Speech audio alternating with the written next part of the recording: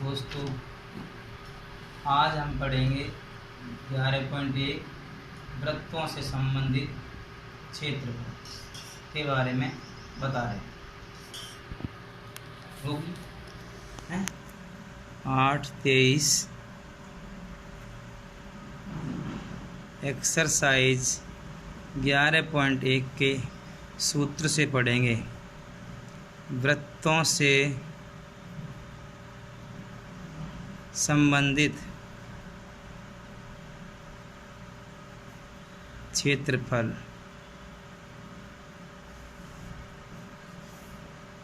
इसमें देखिए त्रिज्यखंड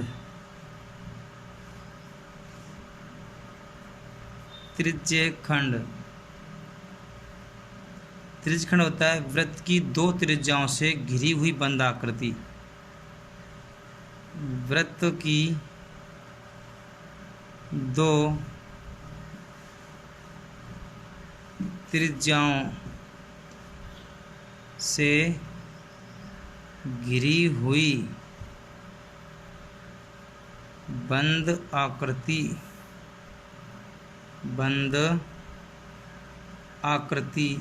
त्रिज्यखंड कहलाती है। त्रिज्यखंड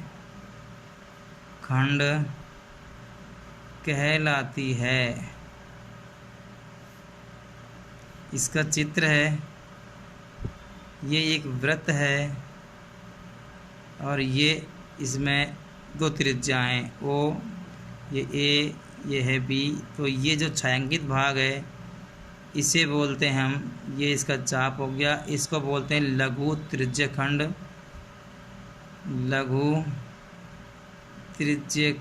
और जो बड़ा भाग है इसे बोलेंगे दीर्घ त्रिज्यखंड। छोटे भाग को लघु त्रिज्यखंड और बड़े भाग को दीर्घ त्रिज्यखंड कहते हैं। अब है इसमें वृत्तखंड।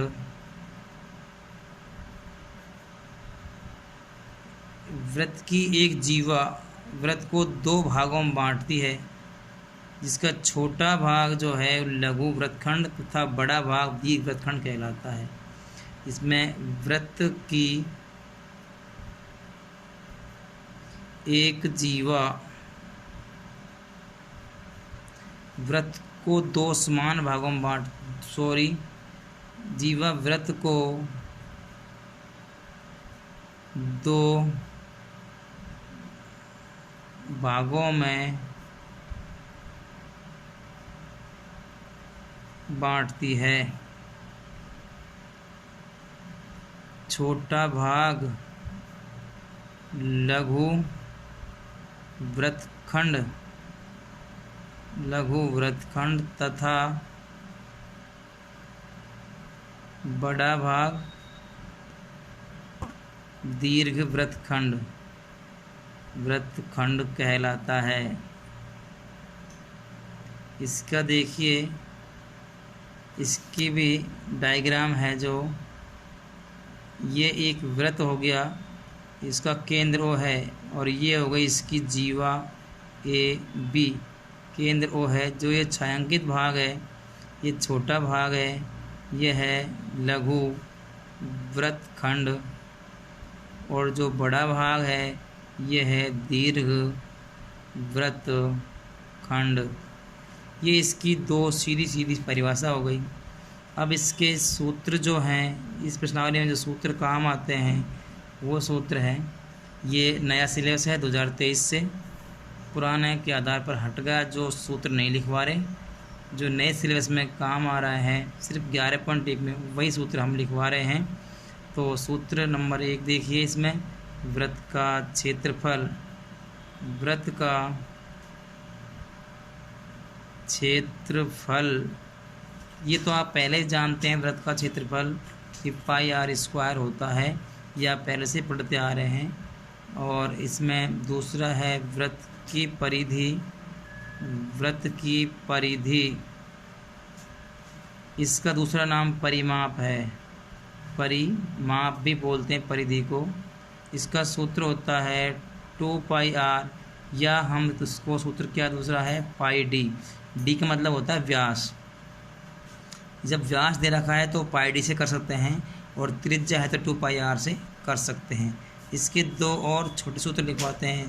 त्रिज्या यदि ज्ञात करनी है, हमको व्यास दे रखा है तो d/2, यानी r त्रिज्या हो गई, d व्यास हो गया, बटे में व्यास में 2 का भाग लगाते हैं। व्यास ज्ञात करना है तो 2r, यानी d हो गया व्यास बराबर 2 गुणा r।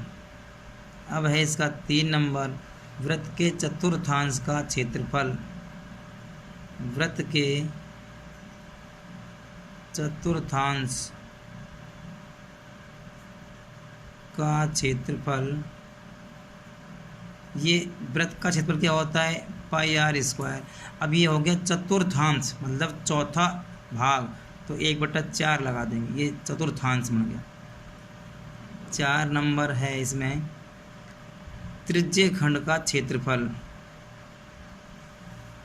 त्रिज्य खंड का क्षेत्रफल ये होता है पाई आर स्क्वायर थीटा बटे में 360। 5 नंबर, अब ये त्रिज्य खंड का है। अब दूसरा भी त्रिज्य खंड है, वो है दीर्घ त्रिज्य खंड। दीर्घ त्रिज्य खंड का क्षेत्रफल, तो दीर्घ त्रिज्य खंड क्षेत्रफल कैसे लिखते हैं अपन, 360 डिग्री माइनस थीटा बटे में 360 डिग्री, और इसको कोष्टक बंद करके गुणा लगाते हैं पाई आर स्क्वायर। ये दीर्घ त्रिज्य खंड का नाम दिया हुआ है तो ही दीर्घ लगाएंगे, वरना त्रिज्य खंड पे लघु नहीं है। लघु त्रिज्य खंड का ही हम काम में लेते हैं, चाहे लघु लिखा हो या नहीं लिखा हो। यदि दीर्घ लिखा है तो दीर्घ त्रिज्य खंड को ही काम में लिया जाता है। 6 नंबर सूत्र देखिए, त्रिज्य खंड के संगत चाप की लंबाई। त्रिज्य खंड के संगत चाप की लंबाई ये होता है 2 पाई आर थीटा बटे में 360, या हम इसको लिख सकते हैं पाई आर थीटा बटे में 180। ये इसमें कुछ अंतर नहीं है, वही 2 से डिवाइड कर दिया, 2 से 360 को काट दिया है, तो ये आ गया। हम इसको काम में लें या इसको काम में लें। ये अब इसके 2 सूत्र और बचे हैं, बस ये सूत्र पूरे हो गए। हम पन्ना चेंज करते हैं अगले पृष्ठ में। सूत्र नंबर 7, यह है वृत्त खंड का क्षेत्रफल। वृत्त खंड का क्षेत्रफल ये होता है पाई आर स्क्वायर थीटा बटे में 360 डिग्री। वही त्रिज्य खंड का क्षेत्रफल है, वही इसमें वृत्तखंड में दे रखा है। इसमें थोड़ा आगे और सूत्र बढ़ जाता है, इसमें 1/2 आर स्क्वायर साइन थीटा और बढ़ जाता है। ये वृत्तखंड का क्षेत्र बन गया। ये लघु वृत्तखंड होता है, इसमें लघु लिखने की कोई ज़रूरत नहीं है। अब है इसमें दीर्घ वृत्तखंड। दीर्घ वृत्तखंड का क्षेत्रफल ये होता है हमारा वृत्त का क्षेत्रफल, जो सबसे पहले आपको लिखवाया था, वृत्त का क्षेत्रफल माइनस लघु वृत्तखंड का क्षेत्रफल। लघु वृत्तखंड